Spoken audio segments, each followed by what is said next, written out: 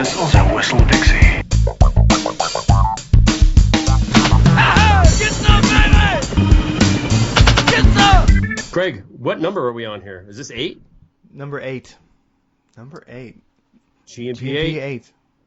Yeah. Yeah, little hiatus there. Welcome to GnP 8 on this 6th day of December. We can say that, right? We're gonna Yeah. 6th day of December. Okay. 12/6. I didn't know when we're. Yeah, because the last one you put up was when we pre-recorded when I went to China, right? Yeah. Okay. All right. Well, welcome to GnP number 8, the 6th of December, 2015. Year's almost over. Thank God, man. Whew, what a crappy year.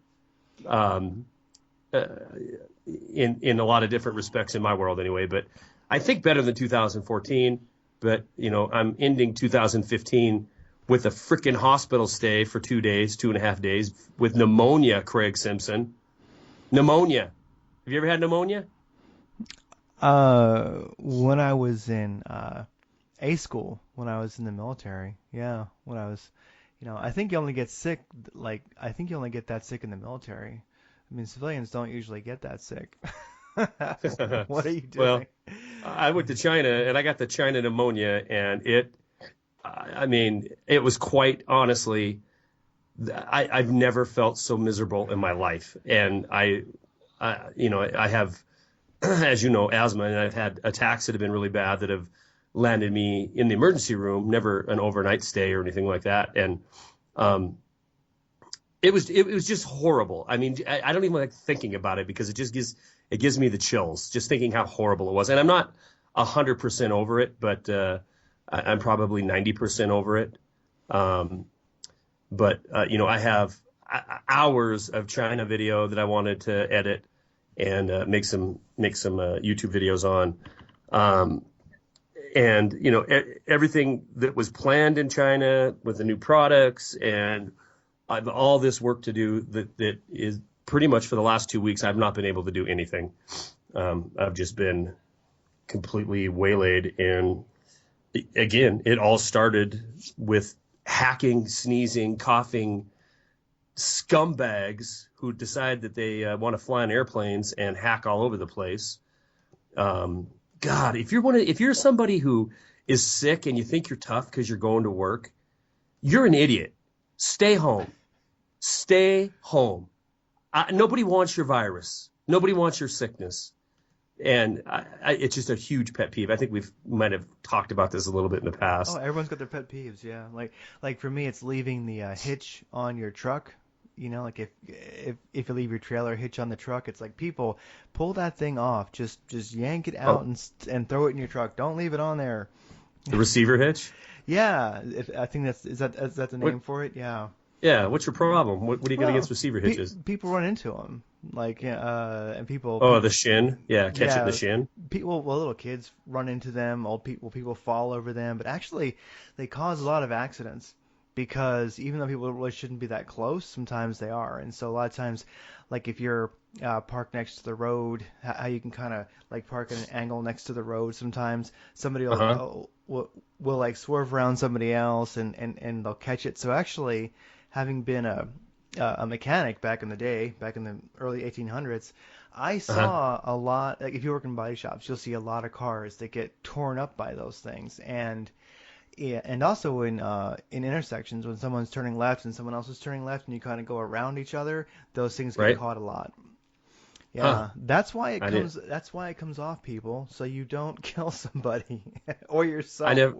I never paid attention to that. I'm in Montana. Everybody has a truck or an SUV with a receiver hitch on it, and yeah, I don't know.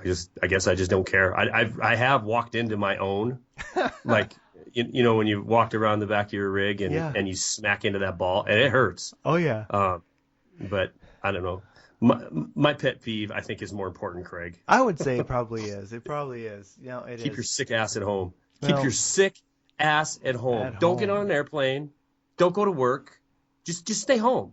Stay home. I think 2 days of staying home and you save a bunch of heartache for a lot of other people. So You saved Charlie's life. You might be saving Charlie's life. you might be saving your own life, you know. Because Charlie's taking you with him. Yeah. He's vindictive like Well, that. and so this pneumonia was very traceable because of the time frame, right? And the hospital was very much interested in the fact that I was in China, and you know they called the CDC to see if there was any kind of report from Asia of this pneumonia, because it was very, very Wow. it was a very virulent, I guess. Yeah. Yeah. Anyway, so they surmised. Do you want to know this? Should I tell you this story? No, it's good. I want to hear about the ding pong pneumonia. Ding pong pneumonia. Yeah. Well, Charlie brought back ding pong. Ding pong. Ding pong. Well, what the doctor figured is that I picked up a typical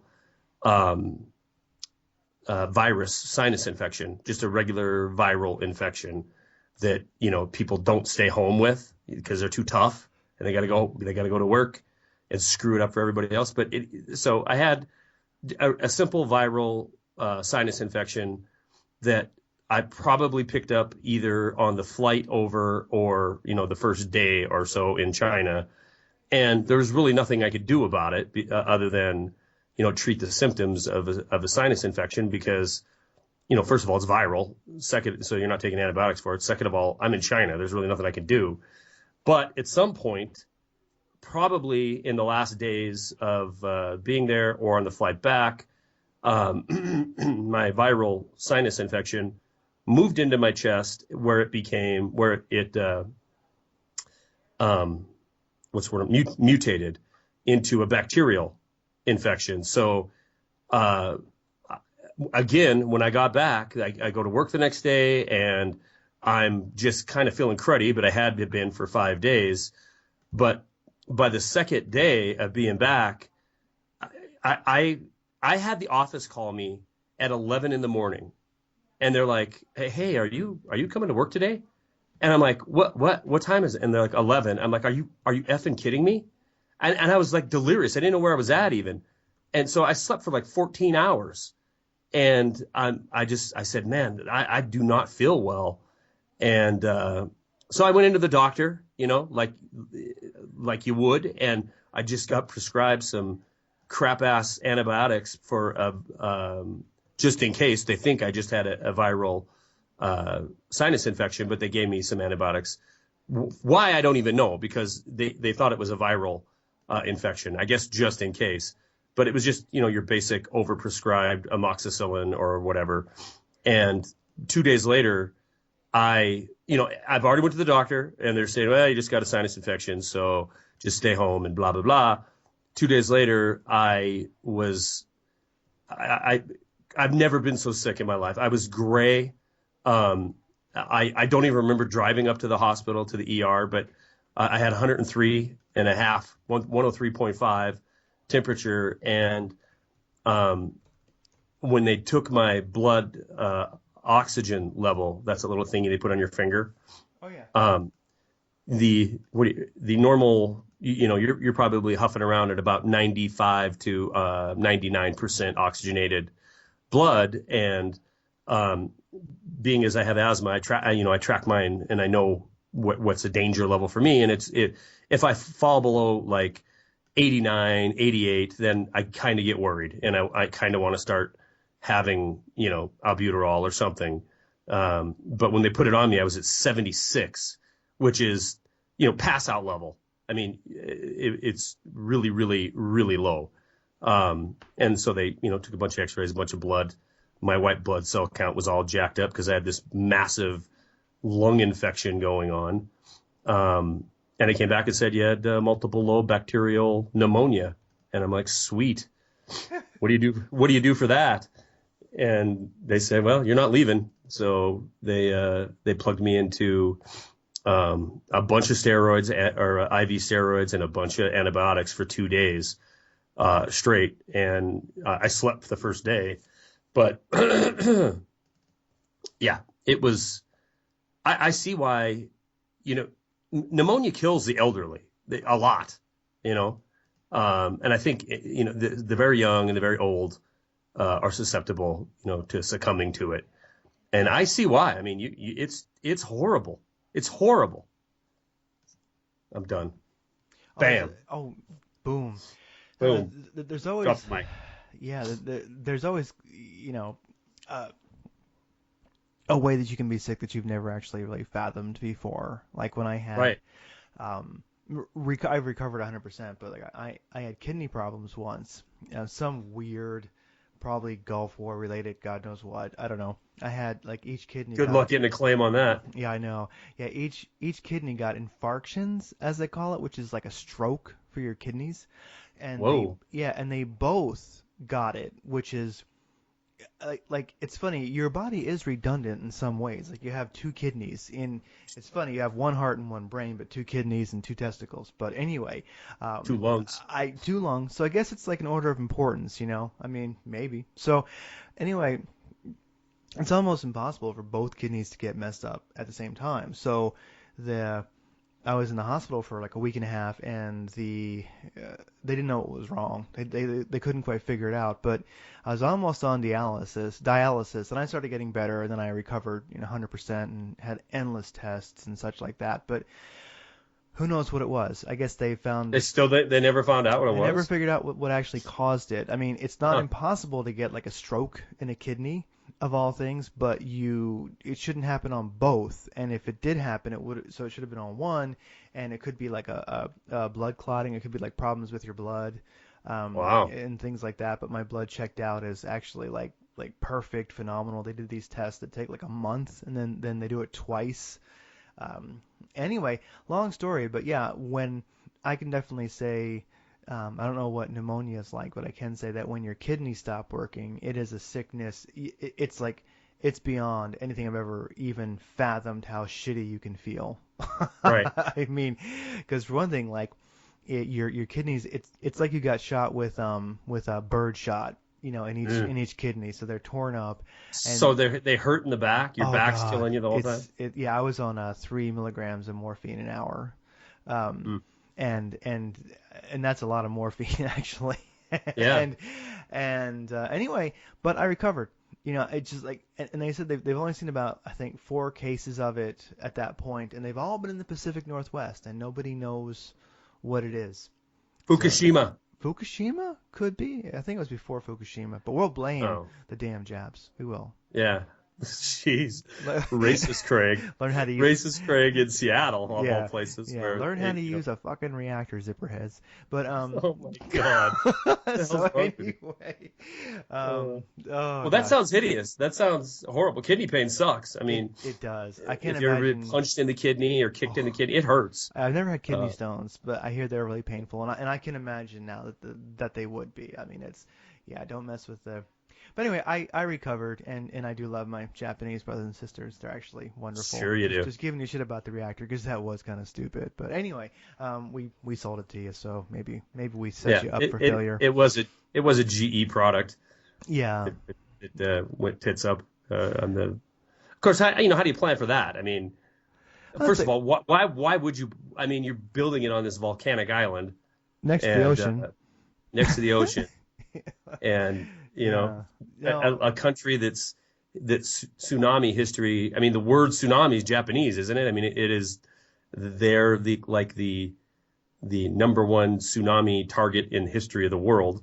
It's funny. So they're going to build this reactor right there next to the water, and just hope everything goes well. Yeah. And until it doesn't. Yeah, like a mentor of mine said years ago, don't do stupid things. Don't do stupid Don't do things. stupid things. Yeah. Well, they should have burnt coal. Damn it! I mean, it's old, it's dependable. We know it works. Burn coal. Yeah, and it just goes out if a tsunami hits it. Yeah. Yeah, big steamy coal cloud, coal steam. Yeah, I know it. Yeah. Well, the moral of the story is, hospitals suck. Being sick sucks. It just. I understand. My girlfriend's a nurse, and she tells me stories about patients just, that are just horrific. Their attitudes, how bad they get. And I can't. I mean, you were in for a week. That's a long time. It starts But getting pretty awful. It does. Yeah. yeah, I mean, I was like 3 or 4 days and in total, and I wasn't like mean, but I was cranky. I didn't want to be there anymore. So I can't imagine if you're a month in the hospital. Oh. Can you imagine that? I can't imagine. For one thing, the expense, but also just, it's not easy to be in the hospital. I mean, No. maybe back in the day it was, and in the movies it looks like it is, I guess. But in general, you have to be, there's only so many beds, and you have to be like in that area that hospital supports. You have to be by far the most dying person there is, to get in there. So if you're there for a month, you were in pretty bad shape. Yeah. By Well, far. I've listened to stories from her about, different kinds of cancer patients who, they've been there a month, sometimes longer. Oh. And they just, not all of them, but some of them just turn really super shitty. And I don't, she doesn't blame them. I don't blame them. I mean, it isn't fun. There's not even, it's even worse if you start to feel a little better and then you're still there. If you're so sick that you're dropping 3 millis of what they have you on, you said? Morphine? Yeah. Yeah. Then you probably don't care. You're probably just trying to sleep everything's through wonderful. it. Yeah. Yeah. But if you're starting to get better and you're just, sitting there and stupid people coming in every 4 hours and taking blood or taking your vitals and They're like, making sure that you can pee. Like, have you peed? Like, are you hydrated? That's and right. if you're not, like, time for the catheter. That's Oh, all God. pretty. Oh yeah, like they waved that thing at me, and they were like, if you don't get hydrated, we're gonna stick this thing. And I was like, oh my God, I was just, I drank. I was like, that's an incentive right there. I drank the hell out of some water. Let me tell you. I didn't have to because I was hooked up to the IV. But one last final note on that, since you brought that up, and what amazed me was when they finally released me, I couldn't even get my shoes on. My feet were so bloated. My hands looked like balloons. My feet were all puffy, and I had cankles.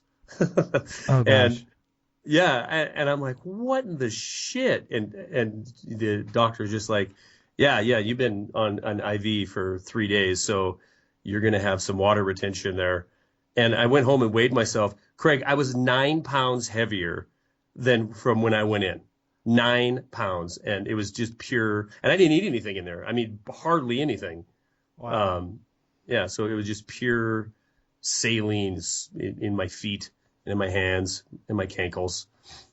Mm. Yeah, it was a good time. Good fat Charlie time. Old fatipus, swollen up, puffy Char. I said. Yeah, keep going. I don't know what the last thing you heard was. I said, yeah, that's what they call me, old puffy Chuck, because I was all bloated and fat with water fat. Oh, I'd imagine. Yes, doesn't sound very fun. Yeah, well, I think November was really a plague month. It's weird. I was sick. I feel like November for me was the month that like was erased. Like to me, it feels like November was just deleted. I was like sick the whole month, and it's weird. A lot of people at work and other people that I know that I don't work with, it seems like they were sick just like that month. So it's weird. It makes me realize how frail we are and like what's going on. Why are we sick?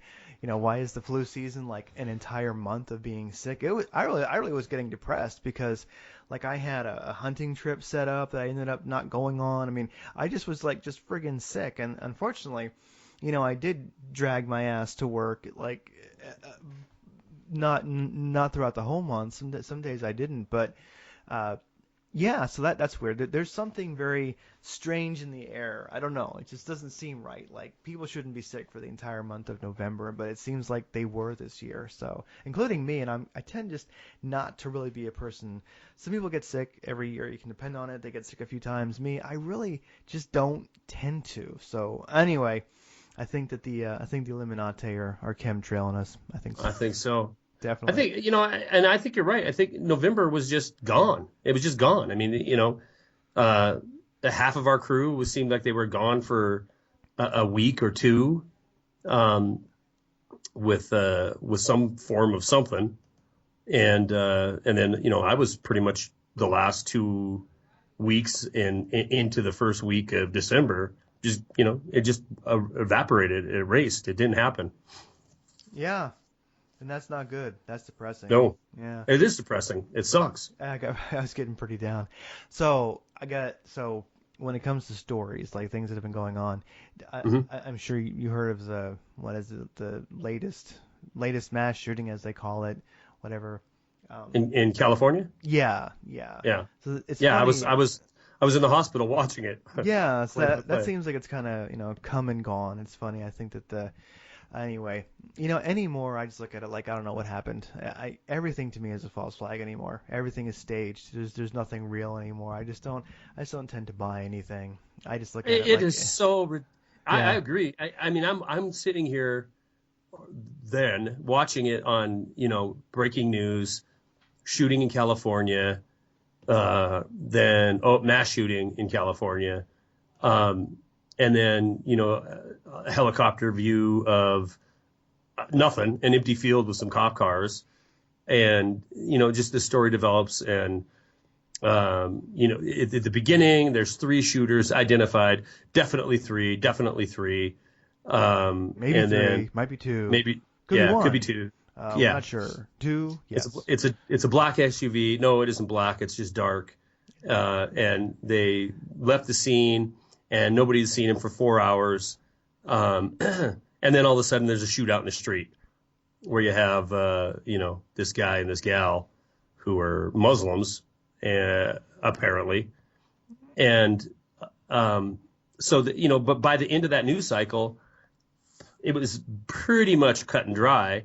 It was just a couple more news cycles of convincing the people out here in Sheeple that this was a terrorist inspired slash disgruntled employee shooting, and that guns are bad and we need to get rid of them because this is what happens when you have guns. Yeah, if we And don't, yeah, if we don't ban guns, then the terrorists and the NRA wins. that's right. And then the next day, Craig, this freak show. I don't even understand. It was just so confusing. They had the townhouse that these people were in renting was apparently the FBI did their thing in there, and then they released it back to the landlord, and apparently she just said, okay, any media that wants to go in there, go ahead. So did you see that freak show of I just like? sent you a link to that. Yeah, it's where, Oh, you did. Oh, yeah, a great thing on CNN. You had Anderson Cooper was on CNN, and then somebody was, I guess, in the field like there, and they were talking about what was going on. And it's really hilarious video where Anderson Cooper's on. It's actually a video, and Anderson Cooper's like, doesn't this? He's like stuttering. He's like, I really never seen anything like this. And he's talking to some other guy. I think it was on site or like a legal expert. I don't know. One of those people. And the guy's like, yeah.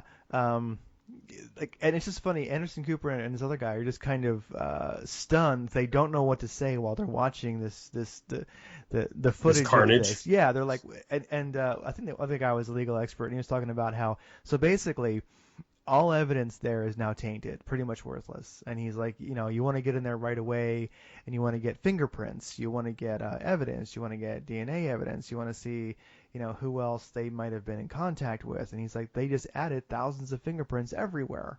Sure. So we can't do fingerprinting. I think this guy, like I said, I don't know who he was, but if I watched it, I could get the name. But basically, somebody who knew more than Anderson, and they just broke it down like this is. Yeah, it makes me just think it's all bullshit because I mean, Yeah, me too. So you have a crime scene, and how did the press and then like 50 people that we don't even know, supposedly family, I guess people who had family members shot, I guess. How they even know where to show up? So 100 people ransack it, and they're like, "Look, here's a Koran, and here's the always present passport. Here's a Right. license. Look at this. Here's anyway, it really made me feel like it was all staged. Where it's like, okay, we have this like total like IED factory, staged and set up. Now let the media in, and it makes me wonder if it's kind of a new method of false flag of basically bullshit where it takes too long to get the narrative out. And basically, if you just stage the dwelling, if you just stage the house, and like literally, this thing was like it was like anybody. I mean, you saw it. I mean, this is like Yeah. a playground for the press. You know what I mean? I'm Yeah. surprised they didn't have like AK-47s laying around and rocket launchers. I really am. And maybe they were short on time, but they probably would have. So I mean, how does the media and family members, family members of the victims, how do they get there before the police, the FBI? I just Well, allegedly, allegedly the story was that the FBI was done, that they'd went in and they'd taken what they wanted to take, and then they released the property back to the landlord. with And passports laying around. well, yeah, I mean that's the official story is that the FBI were done with it and didn't tell anybody that it was a crime scene, I guess. I don't know, and released it back to the landlord. And she's the one that said, okay, press, go for it. But it doesn't wash. None of that washes. I mean, is the FBI so damn good that they can go into these shooters' house or place of residence, this bomb factory, where these terror plots are being hatched, and inside of 12 hours they can get every scrap of potential evidence out of there and turn it back over to the landlord so it can be ransacked by the press. That doesn't even make sense. That doesn't make sense at all. You would think that, and I'm not a lawyer, but I think it's common sense that would be sealed.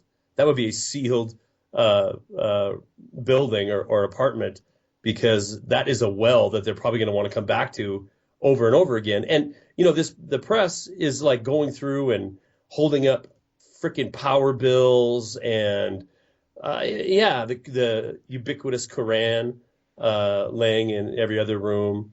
Yeah, It was just a staged bullshit put on is what it was. I think I think we'll see it more now. I'm just guessing. I do too. I don't know, but I think we will, because isn't that just perfect? So after you have the event, then you already will have that apartment, that home staged. Right. And that way you can get the mainstream media, you can get all those venues in there, all the different networks in there, and just with live coverage streaming out. And I'm telling you, the next one will have rocket launchers and AK-47s and you name it. It's only going to get better. And I think that just gets the narrative that they want out there faster. And dead perpetrators, right? Dead perpetrators. So they're dead, however many there were, Yep. and this is where they lived, and we're going to rifle it. And it's all wrapped. We're going to start this crap at 12 o'clock Mountain Time, 11 a.m. Pacific Time, God's time, as you call it.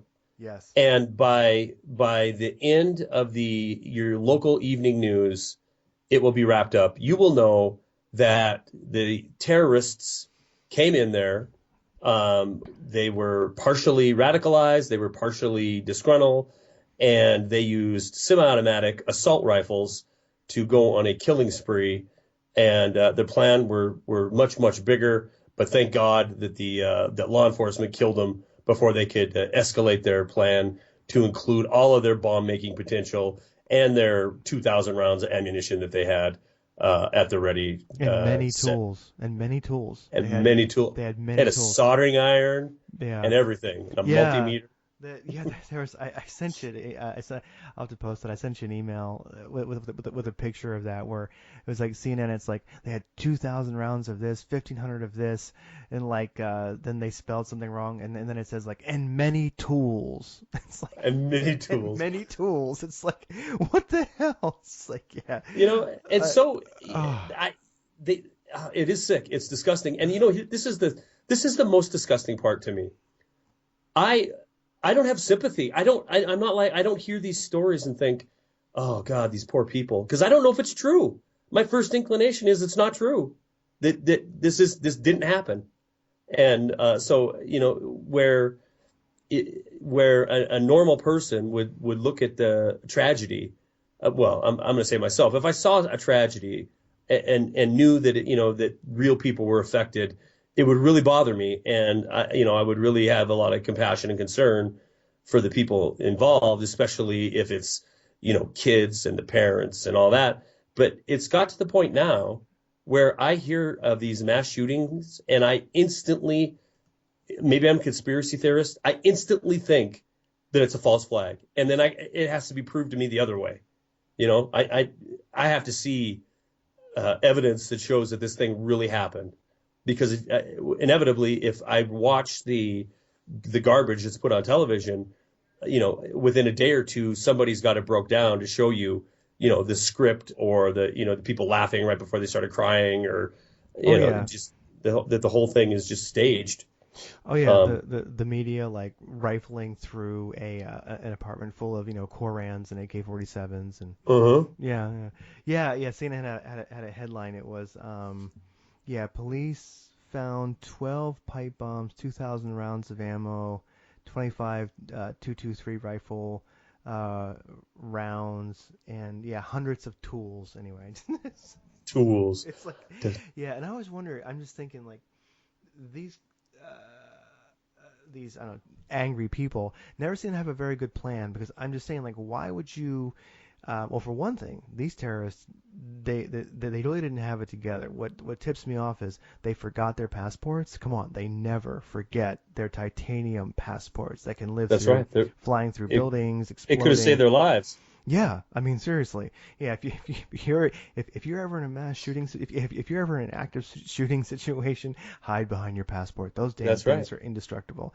And so they forgot them, and then along with that, like if you were going to, I guess, go, blow something up, wouldn't you take your pipe bombs? I'm just saying. Just I don't think I'd leave them. I think I think I would go ahead and bring them with me. They said they had some of them at the building where this all allegedly went down, but they didn't detonate or something. I don't know.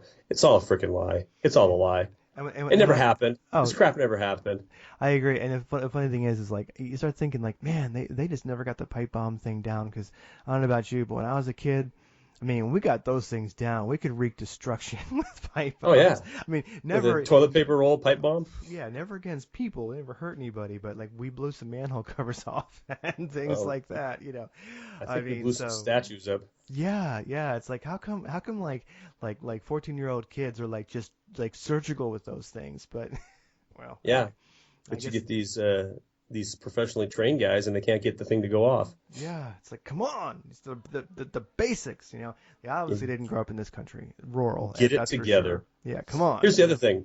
They always give the round count, and I cringe when they do that because um I I, I don't know.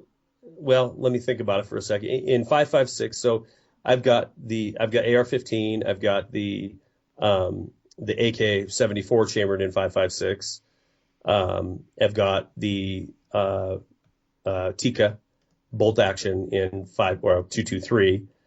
And then I think two other rifles in 2.23. So I probably have, I have absolutely no doubt in my mind that I have 3,000 or 4,000 rounds of 5.56, probably 1,000 of them that are already in magazines, sitting on a shelf, ready to go. And then the rest is in bulk containers, except for some of the match grade ammo that's just in the 20 round boxes. But so when I hear a couple thousand rounds, I'm assuming that most people who are into shooting like me, that doesn't sound like a lot. Does it? I mean, what do you have rolling around for your? Yeah, that's and see, it's all about scaring people, and it's about pushing a narrative, because it's like if you go to Costco, a person could say, that person had over 80 rolls of toilet paper. It's like, Yeah. oh, I mean, who really needs like a salt toilet paper? I mean, you can only wipe your ass with one roll at a time. I mean, so yeah, when I hear that, I know the narrative they're pushing, and that's that there should be limits on how much ammo you can buy, and how much you can have, and if you buy more than a certain amount, there should be a background check, or yeah, which I don't think is going to happen, to be honest with you, but that's the narrative they're pushing. I mean, Obama was talking about it this evening, about, don't worry about the terrorists, and we need to take away guns, or else, the terrorists and the NRA wins, and we need to fight the NRA so that we can close now the terrorist loophole. So Yeah, that's a good yeah, point. The terrorist loophole. yeah, the gun show loophole wasn't selling, so now it's the terrorist loophole. So Wait, um, did he really say that? no, he didn't say that, but Oh, but okay. others have. Others have. It's been in the media. It's been pushed, that narrative. So Oh my um, God. so Forget yeah, about the fact. Forget about the fact that you pretty much can't own a gun in France. I mean, you can, but you have to go through all kinds of paperwork, and then what you can own is ridiculous. you It's can like have a a 3 round. shotgun. If you Yeah, hunt, you can have a shotgun. yeah, and if you have a rifle, I think I think it can have 3 round capacity or whatever. So the point is that France has gun control, gun laws that we would consider to be beyond draconian here, beyond the spectrum of any possibility of happening, like never going to happen in the United States type gun control or laws in effect. Yet, what? They have an attack with full auto Kalashnikov. So it's a stupid, pointless, ridiculous, ignorant argument. But it doesn't mean that it's not going to be tried to be played out. And God help the day it does happen, Craig, because I've said for some time that's the wake Bubba up government reach right there, is when they decide that we're going to be Australia, we're going to be the UK, and you're going to turn in guns, and that's going to be that. And if that day ever happened, I can't help but think that you would have shootouts across this country, especially not on the coasts in the states that are filled with real people. No offense. No, I understand, and yeah, and I think a lot of it really is just posturing. I don't think that's ever, and I'm not an optimist, but I don't think that that's ever really going to happen here. I know there's people who would if they could, and if they had the power they would, but luckily we're not that far gone. So anyhow, I saw him, Obama doing his little talk about things, and there's a part of me that actually has empathy for the guy, because I've never seen him kind of look like more of a clown, just sort of like he's just kind of he just like looks beat down. It's because I think that I see him actually a lot like George Bush, and like a lot of presidents that we've had in my lifetime, where they're all sort of they are just figureheads, and it's think tanks that make policy. It's not Congress, and they really are just told what to do. And I it, it, I don't even think that guy takes himself seriously anymore, just to be honest with you. Because if you look at it, I mean, so Russia, not that we didn't know this already, but I mean, Russia came forth with a lot of evidence to show how I mean, others had previously, but it has a little bit more sticking power when it's on RT, and when Russia pushes it as like an official state line, basically, that proving how ISIS is selling oil to Turkey, and then it isn't like many people who are into who get past the mainstream media very far at all. I mean, most people know that ISIS is our creation, which messes everything up for me, because when you say, "Oh, the terrorists," I'm like, you mean our private contractors? Yeah. ISIS, right? So, like, nothing is real, and in a sense, I just feel that I actually have empathy for the guy, because I think he's sitting there speaking, and I think I don't know. There's a part of me that thinks maybe when he first came on board, he didn't really like colonialism very much. Maybe he wasn't a big America fan. Maybe he was kind of a Saul Alinsky, Rules for Radicals type. I mean, but I don't think he wanted to have a legacy of just being hated and being irrelevant. And when I was watching the guy speak, it's kind of like, okay, so like the mainstream media narrative is terrorism, be afraid, be afraid. And by the way, we can fix these problems by not being armed. Like, America's not buying that one. Maybe some people here in Seattle, but that's about it. Right. And so people are like, okay, so that's not going to work. That's not going to get you any popularity. That's not going to get Democrats elected next time. And then you get the whole, hey, don't worry about, terrorism because we're under control. It's good to go. And, basically, I think I just saw in that guy's face, it just looks like he almost can envision everyone in America or all the people, all like the 18 people watching this, like looking at him going like, wait a second, we shouldn't be afraid of our own military contractors. We're not. That's like why Israel's not afraid of them. ISIS doesn't attack the people that pay for them. It's like, and if they do attack here, we're not looking over there for who did it to us. You know Right. what I mean? So, and I just feel like I have empathy for the guy because I don't think he really was quite the bad man that I think he's had to, be basically. I don't know. It's just my take on it. It's kind of like, I look at like even George Bush. I mean, so many bad things happened while he was president, but I think he still kind of I think he liked America. I think he liked being Texan. I think he felt like a clown by the time it was over, like he'd been duped, and I think that's kind of where Obama's probably at this point. I think I think he's looking forward to it being over. I think you make a good point. I'm sure there's I don't know, man. I guess if there was a sense that they were going to go into that office and go to bat for America and make some changes that were going to really help this country and really, curtail the power of Wall Street or the military-industrial complex. They thought they were going to get some of that accomplished. If that was their, true feeling, then yeah, I'm sure they feel duped and they feel frustrated. My problem is I think they're vetted before they're allowed to run, before they're allowed to be granted the presidency. So there's going to be no mistake of what they need to do once they get into that office as far as pushing agendas. Sorry. They're all ultimately hungry for power, and they'll Power. And people have that personality trait. Some people. So yeah, it's true. I mean, psychopathics. Yeah. So it is one thing that I definitely do believe is where as soon as you get over the idea that so I look at the government and I just call it the empire, and I see all governments as being part of the empire. That's my word for it. And the empire's job is to strangle humanity, try to kill it. And humanity's job is to kick the empire in the nuts once in a while and keep it from killing them. And so that's kind of how it goes. So I think what you're saying is totally valid because in a sense, if you're part of the empire, if you're part of like the, U.S. government division of empire, your job is to kill us, basically. Right. So yeah, it isn't like there's not going to be any good guys. Yeah. I would swap out the word kill with control. Strangle. Same.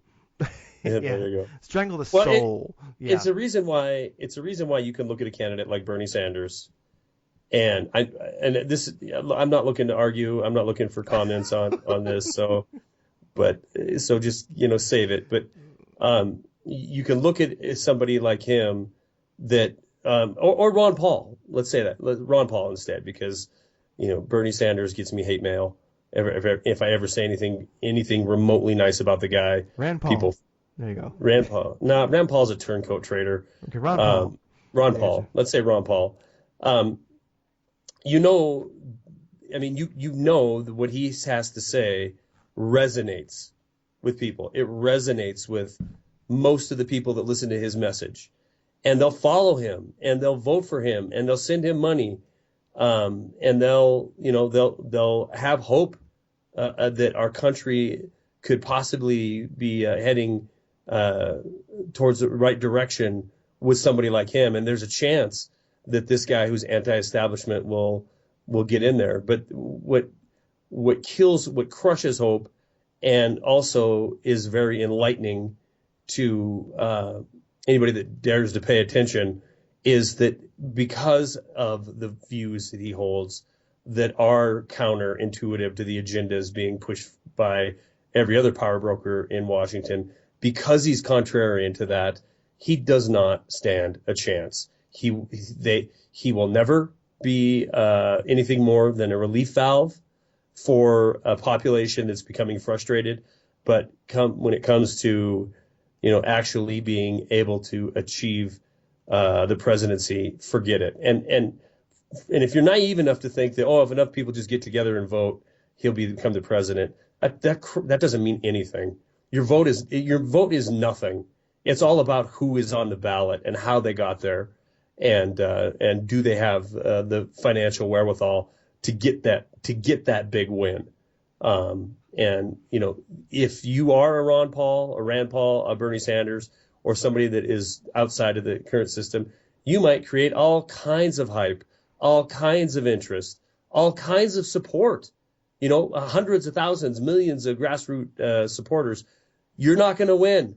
I'm sorry, it's rigged. You're not going to win. The next person that gets in that is of that caliber of a Ron Paul or Thomas Jefferson, it's going to come but through revolution, and hopefully peaceful. Probably not. I mean, that is the power structure in Washington D.C. is so systemically fraudulent and so systemically corrupt that it will never do anything other than what it's doing right now until it is pulled down, yanked down, or collapses under its own weight and its own hubris. But that government, our government, not the form of government, our government needs to collapse if we have any chance of returning to some kind of sane domestic policy or even international or geopolitical platform that makes sense for the world and for the people of the United States. That government has to go, and it isn't going to go by voting. I'm sorry, it's not. The country's going to collapse economically, or there's going to be a revolution, either or both, probably. But that is the only way the people that are trolling the halls of Washington D.C. that amass this power. It's the only way they're going anywhere. They're not giving that power up. The military-industrial complex, it ain't giving up that power. Wall Street, the financial sector, nope, it's keeping it. It's keeping its claws in there until it is thumped on the head and drug off. No, that's very true. Yeah. I guess we will see. I mean, I think that the next time the South won't lose. So that's the way I see it. And if it came to that, well, I'm heading that way. So to turn around, not. Anyway, so with what you're saying, so there was recently down in Texas, they were pushing for secession again. There was a push for that. It didn't happen. It didn't make it, but it keeps getting closer and closer and closer. I really think that there's a great show. I know I've mentioned it before, but Jericho. It lasted a season or two, maybe one, but it was about America after an EMP attack, and there was, it's actually, if a person's a prepper or you just wonder what would it be like after the lights went out, Jericho, it is Hollywood. It only can go so far. Like everyone's taking a shower every day and they brush their teeth. I mean, things that wouldn't happen. But it's real. I think it's kind of accurate. It's really worth watching. So if you watch Jericho, it's like, here's after the EMP. Here's how communities are fighting one another. Here's it gives you a lot to think about. And I think it got canceled because it was too accurate. I've always thought that, because there's going to be a season 2, or 3, but it didn't happen. And I think that show just pushed too many buttons. And one of the things about that show that I thought was very, very cool is after the EMP and there's kind of a civil war happening and America becomes a very dangerous place, and like the Chinese are like bombing us with leaflets saying like, hey, here's like bombing us with like food and leaflets saying like, hey, it's great to be part of China now, isn't it? All this stuff. I mean, it's really creepy show. Very entertaining, very good, very thought-provoking, great thing to watch with other like-minded people. But I'll have to check it out. Oh, it's awesome. I've heard of it. It's really good. Yeah, it's really good. And the state that got its act together first and became like kind of the epicenter of a future government was Texas. And I just think it's. Where are you watching it at? Is it on Netflix? It's on Netflix, yeah. Okay. It's on Netflix. Yeah, yeah, Jericho, however you spell it. But it's interesting where Texas becomes like the first state sort of to get its act together, and then and begin to have a bit of a government of sorts and such like that. So anyway, like in Jericho, the republic is rebuilt starting in Texas. So anyway, but no, I would say that as far as like there being a civil war to make that happen, I think it's possible that that very well may, be the case at some point. But I look at states like Colorado, half of Colorado wants to split. Washington State, where I live, it's wanted to break into pieces many times. California wants to, and Texas wants to just straight up break off, except for Austin. But we can just shovel that thing over into New Mexico, help the economy there. So there's so many states that want to break in half or split up, then some that want to secede. Um, it all comes. I think what's going to change the landscape in America is going to be when at some point there's going to be a political party. It'll be emerging that, and I think it's happening already. That isn't afraid to be called mean. Basically, because if a state broke off, if states all it takes is one, and if Texas broke off, they'd be demonized by so much of the media. But hey, if they did it, they did it. Right. And I think once you're willing to be demonized, like at one time the South was willing to be demonized, and the North had its wrath on them after the war, for it. So I don't know. I think eventually it's just going to be people will not be worried about being mean. And I think so. It could be civil war. It could be a state seceding or states breaking into pieces. It could also be people just straight up ignoring the federal government, just outright ignoring it. Hmm. But also, I think I've often kind of had the feeling that what might happen is if the dollar collapsed, well, then it's over. Basically, I mean, that's when I think you'd see that's when I think you'd see America just simply break into smaller groups of states that would keep their sovereignty this time. Because like once the dollar collapses, what is the government going to do, really? I mean, Yeah. that it's to me it's just kind of game over. Game over. I mean, if you don't pay the cops, you think they're going to go and get shot? No. Nope. Yeah, they're not going to. And the military, what? How many are actually going? They're going to walk home. Simple as that. They're done. So I think that's to me, it's funny where like it seems like it's the most horrible thing that could ever happen, but I'm kind of like, what, if the dollar did collapse, it would be rough. I might die, very likely. But at the same time, I think that would be the beginning of, from those Of a ashes cleansing. of a cleansing. Yeah, Yeah. it's like I'd have to admit, I mean, those who lived through that would, have many nightmares and many things they regretted. But I mean, if you think about it, that's just human history. Yeah. I think I Yeah. think it would be a really well. I watched. I've been watching because I've been so much time in a bed the last couple weeks. I started watching Walking Dead. Have you that series? I watched the first couple seasons. Okay. And yeah, and I just saw, I thought what I thought was interesting. I mean, I'm not really a huge zombie fan or anything like that, but the breakdown crisis that came with it, I thought was interesting, and it's actually kind of depressing, to think about what that would be, because in that series, a couple of the people wanted to kill themselves because they were just they were hopeless, that like what is there to live for? What are we doing this for? And I could see that happening in a severe crisis, not zombie related, but a massive some sort of massive solar event that puts us back to the 1800s as far as our technology, or the uselessness of it. I could see a lot of people just giving up hope. They'd rather die than try to figure out how they're going to eat, or eating once every 2 weeks or whatever. Yeah. They might just say, screw it, I'm done, I'm out. I think they would, Okay. and that's the unfortunate reality of just kind of an over-domesticated Yeah, society. Not that I'm not over-domesticated, but I am. yeah, yeah, there you go. So, I am, but I'll admit it. If you shut my lights off and I have no electricity, I have no gas, I have nothing but a shell for shelter.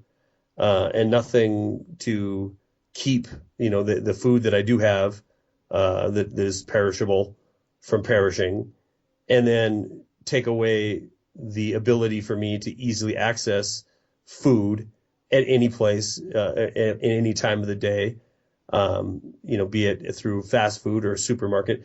Take away just a few basic things that we need to survive, or that we think we need to survive, and you're going to have chaos. I mean, can you imagine Seattle blocked out for a week, just a week, 7 days? It's happened, like not the whole city, but parts of the city, parts of the area have had power out for a while. And if it's rural, this is the thing. If it's rural, it's not usually a big deal. Actually, most people are like, whatever, we got well water. They don't really care. But yeah, if that was in the city, it would depend on where and how long. But yeah, it wouldn't be It would be Katrina. It would be scene. looting idiots, like Katrina. Yeah. Oh yeah. That's what happened. That the urban area of Seattle would be looting free for all, and that's just a week. I mean, I don't think people would even be worried about starving, or worried about the fact that the power might not come back on. They're just going to take advantage of how long it's off, and just act like idiots. That's in a week. I mean, what happens if there is some kind of an attack that puts out power in Seattle for 6 months, or the country for 6 months? What does America look like after 6 months with no electricity, other than generators that you might have in your garage or whatever? What does this country look like after 6 months of no electricity, which is going to translate into a whole bunch of stuff, like trucks aren't going to be going to your stores. Your supply chains are going to be all completely destroyed. You're just going to be basically, the black market is going to be where you're going to be getting your medicine if you need it, or food if you can afford it. So I don't know. What do you think? I mean, America, 6 months, no electricity. I'm willing to bet you that you wouldn't even recognize this place. I think you'd have, a phenomenal amount of dead people, and then I you'd do too. have, uh, eventually cars run out of gas, So I think at that point you would have markets in. I think people would kind of decentralize from cities to some extent, and then you would just have markets. You'd have they like kind of look like farmers markets, Sure. and people would be kind of securing those markets. You'd have a kind of a militia as we think about it. So you'd have areas that were cities or towns before that continued to be that, but they'd have to have their own security. I think you'd have. I actually think people. Here's the thing: is you're going to have. I think you'd have an initial die off.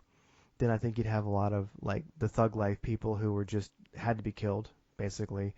And I think then society is going to organize itself into something out of the 1700s, actually, fairly quickly. And uh, that's the thing is, when I was in Somalia, that's pretty much what I saw in Somalia. After a couple months, and it didn't even take a couple months really, you had, what America looked like in the 1750s. Basically you had, horses for real, you had donkeys, Wow. and you did have, I mean, all the technology that we have still exists at that point, but then you get into, well, how are people getting around, etc. So like literally you'd see a lot of people actually, like a donkey became kind of an expensive item there, and so Luxury item. a luxury item, and people actually made these little like a 55-gallon drum, and then they could like put things inside of it because one of the ends was hinged, and they'd put it like on an axle out of a car, and it would have the tires, and then they kind of rig up the little thing to hold on to the donkey, and they'd just sit on the barrel and they'd get around. Like, I'm serious. And it didn't take very long, and there was a shit ton of those things. People were selling them. There was like a car lot, Oh my goodness. and so I look at it, it would be very unfortunate. It'd be very, very heartbreaking.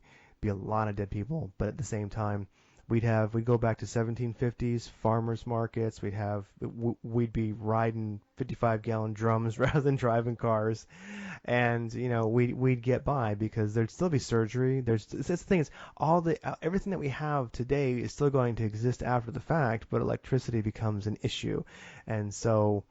I think we'd kind of be like the situation in Iraq is now, where you have electricity for so many hours a day.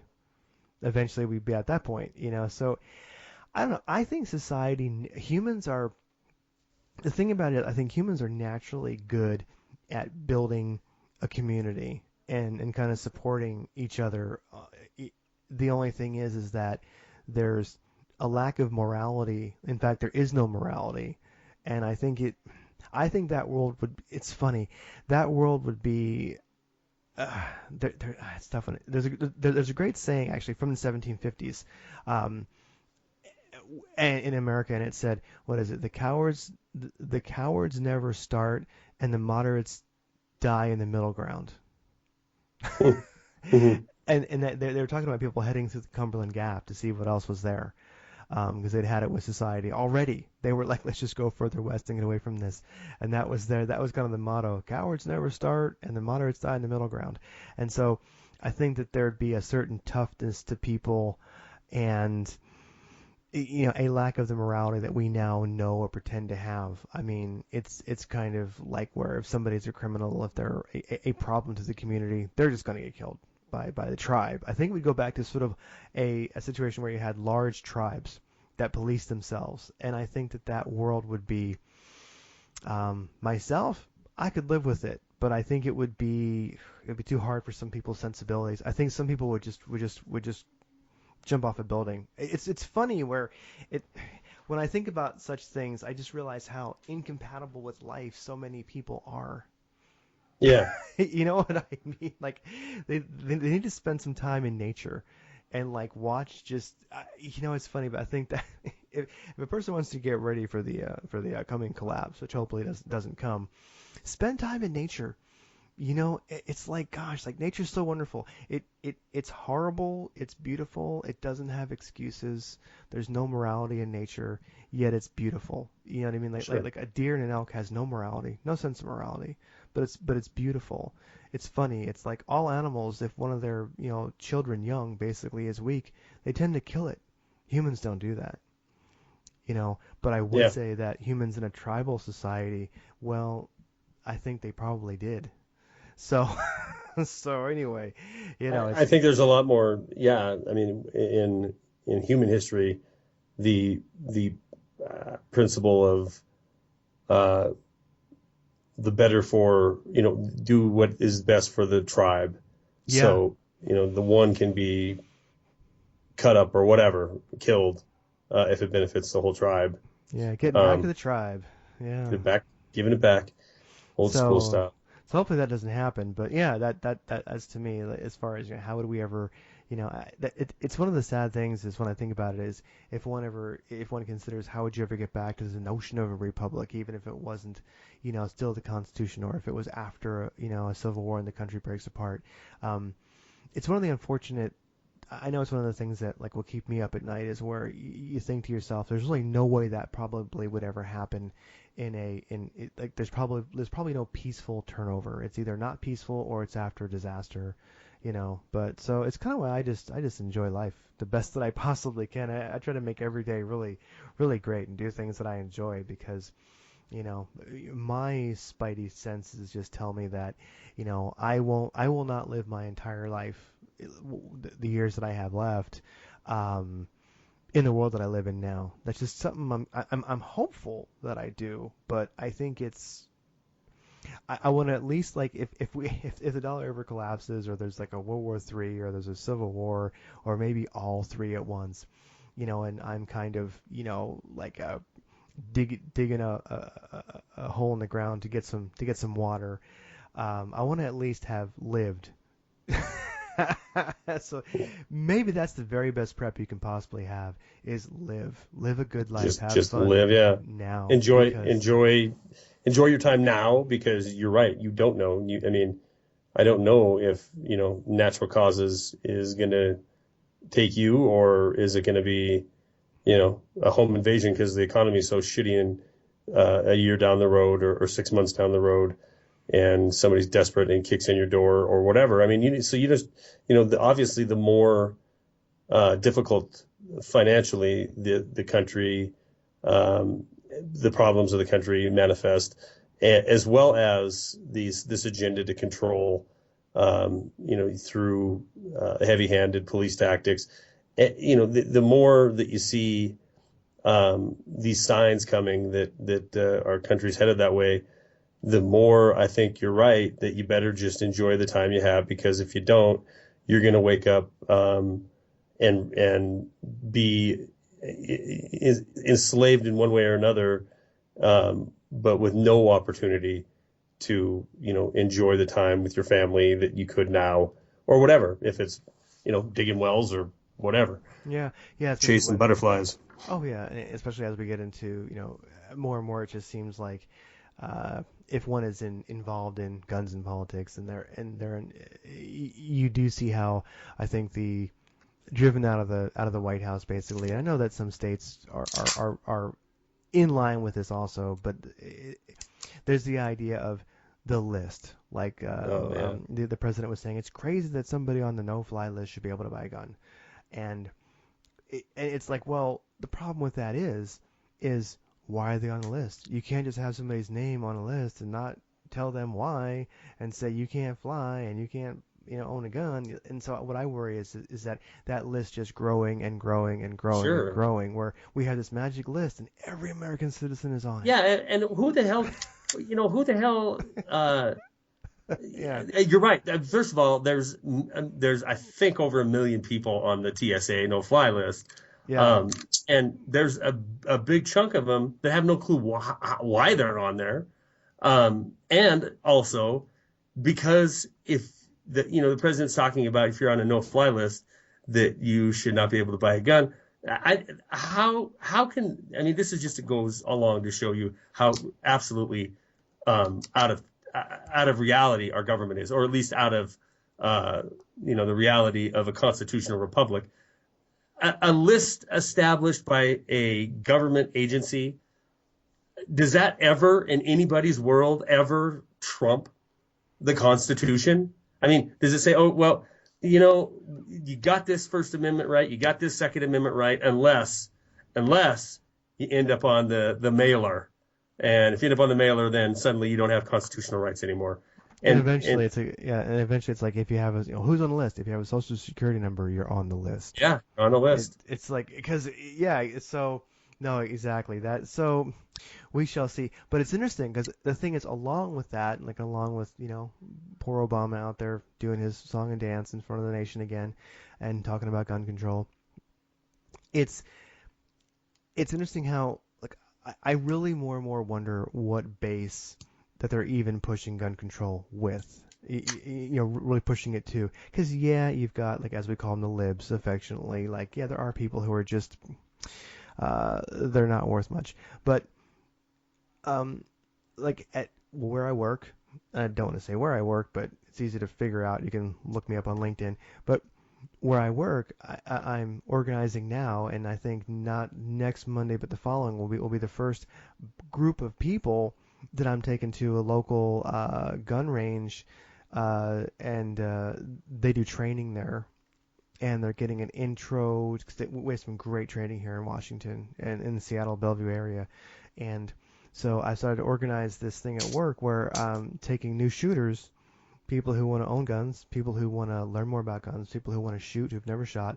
So not this weekend, I'm sorry, not next Monday, but not this coming Monday, but the Monday after. Yeah, my first big old group of people, half of them are girls, all going to get really top-notch training, and they're all paying for it for themselves, etc. And that's going to be kind of every couple of weeks. I'll be taking a crew to get training and all that, and buy guns if they want, basically, because there's people who are in the demographic who would not be expected to want guns, who supposedly would be part of the America who wants common sense or whatever, who are like we want guns. We Right. don't buy that bullshit forever. Yeah, I mean that crap at all. So more and more, I just wonder like what base is that really being? Uh, who's who are they really speaking to on that? You know what I mean? Except for really lost people, which I mean, what percentage of the population is that really? You know what I mean? Because I work like in the company I'm at now and the company I'm at beforehand. Um, I mean, I don't know. I just don't get it. I mean, like maybe I'm just like a wrench in the machine or something like that. But I look at it like I myself, from where I work, I'll have a crew going now every couple of weeks, and I'll be, working, helping people. I'll be creating lots of new shooters and gun owners who are, have gotten the proper training and they want to have, a Glock in their, in a little, safe next to the bed. Yeah. Well, I think that's great. Yeah. So it's like, I mean, fine, government, you want to play your games? Well, I'll play mine, I think it's a good. It's a good use of your energy to arrange that kind of thing. But looking at, I mean, I don't even know because they've dropped in there. I think we're about an hour. 52 minutes. Yeah. 52 on this one. We had a call before that too. That was. Yeah, probably getting close to 60, probably, yeah. Well, I wanted to hear about, before we go, I want to hear about your new toy. Yeah, so. And then why did you decide to go that route? Go ahead. Okay, so here's the thing. So a muzzle loader, there's a great company called just Knight, and I can link to that, Knight, and they make all American made guns, and they really only make muzzle loaders. So I got a great Knight. It's the Bighorn series, 50 caliber muzzle loader, and you have to realize that there are cheap muzzleloaders, but there's also nice muzzleloaders, and this is a nice one. So they guarantee, the company says, a 4-inch group at 200 yards. Really? And yeah, and so it's a rifle barrel, and I've been looking into the technology of it, and muzzleloading is definitely, it ain't no piece of cloth around a lead ball anymore. It's you can do that if you want, but there's bullets by Hornady, by other companies you can get. I mean, this looks like it's a breech loaded. No, it loads down the barrel. Okay. But what you're seeing is that in Washington, like in the western states, the cap has to be exposed to be legal. So what you're seeing is a little gap there where you could see the cap. But then it kind of the image I'm looking at has an actual bolt. It looks like a bolt action rifle. Yeah. It is, then, but it is kind of, but it's only sort of opening a little area where you'd see your cap, and then you're gonna, and it kind of shoots like it's the same action but a little different, yeah. Okay. But you still have to put projectile down your muzzle, down the barrel. Muzzle loading. Yeah. Okay. Yeah. So I've always kind of thought that maybe muzzle loading was kind of just dumb. I'm kind of a modern rifle hunter, but here's the thing about it. One is, so here in Washington State, you can put in for multi-season tags, and you'll usually get them. And so you put in for deer and elk multi-season, and you're going to get, one or both multi-season. And then, then you can hunt. I don't do archery, so I can't really hunt archery, but I can do rifle and muzzle, modern rifle and muzzle loader. And the muzzleloading seasons are kind of long, and so muzzleloading season is super early, and then it's really late in the year, and it's like a whole month. So what interested me in the muzzleloading was that it gets you a lot more hunting time in the field. And when I actually looked at one, I never thought I'd have any interest in them, but when I actually held one, I was like, there's just something kind of badass about it. I mean, for one thing, the bullets that I picked up from Hornady are 400 grain hollow points. It's a big old hunk. Yeah. Is it? I mean, are they copper jacketed or are they just lead? They can go either way. Okay. Some are just lead. These are copper.